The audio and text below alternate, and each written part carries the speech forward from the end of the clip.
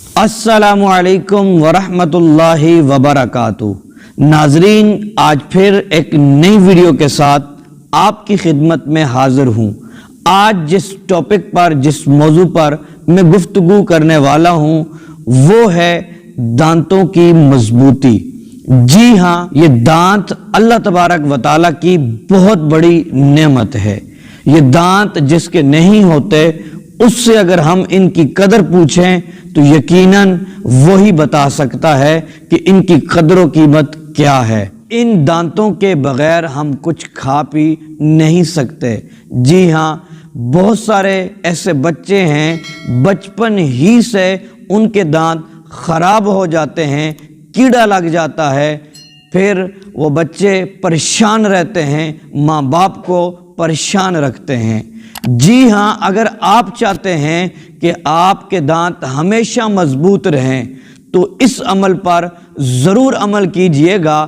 انشاءاللہ میرے رب نے چاہا تو آپ کے دانت ساری زندگی مرتے دم تک کبھی بھی خراب نہیں ہوں گے، ان کو کیڑا نہیں لگے گا اور یہ ہلیں گے نہیں، ٹوٹیں گے نہیں، کچھ بھی نہیں ہوگا۔ ایک صاحب تھے، ان کی عمر 100 سال یا اس سے زائد عمر تھی، تو وہ اپنے دانتوں سے گنا توڑ کر کھا لیا کرتے تھے۔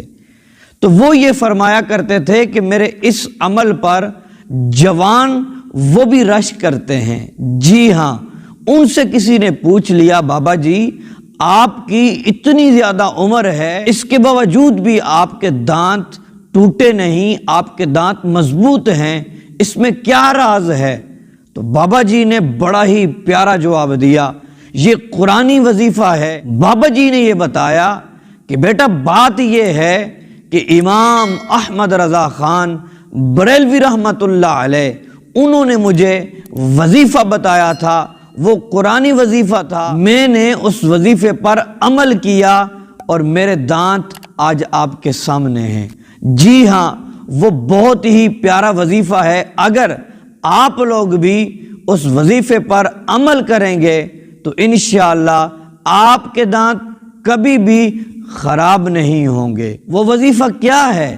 وہ وظیفہ یہ ہے کہ جب عشاء کی نماز کے بعد وتر پڑھنے ہیں تو ان کی پہلی رکعت میں سورۃ فاتحہ کے بعد سورہ نصر، اذا جاء نصر اللہ والفتح، اور دوسری رکعت میں سورۃ فاتحہ کے بعد سورہ لہب، تبت یدا ابی لہب وتب، اور تیسری رکعت میں سورہ اخلاص یہ پڑھنی ہے۔ تو یہ عمل آپ کریں گے تو انشاءاللہ میرے رب نے چاہا آپ کے دانت کبھی بھی خراب نہیں ہوں گے اور آپ کے دانتوں کو کیڑا نہیں لگے گا، مرتے دم تک انشاءاللہ آپ کے دانت سلامت رہیں گے اور آپ ہر چیز ان دانتوں سے کھا سکیں گے۔